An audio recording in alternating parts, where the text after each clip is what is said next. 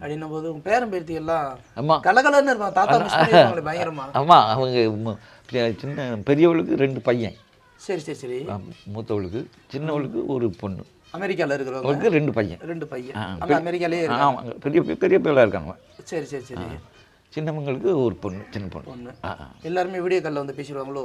Video பேசுவாங்க, daily பேசுவோம். பேரன் பேத்தி படம் பார்த்துருக்காங்க? பார்த்துருக்காங்க, ஆனால் அவங்களுக்கு பிடிக்குமான்னு தெரியல. ஏதாவது சொல்லியிருப்பாங்களே தாத்தா நடித்த படம்னு? அது அவங்க ஃப்ரெண்டுக்கிட்ட பேசுவாங்க. பேசுவாங்க. ஆமாம்.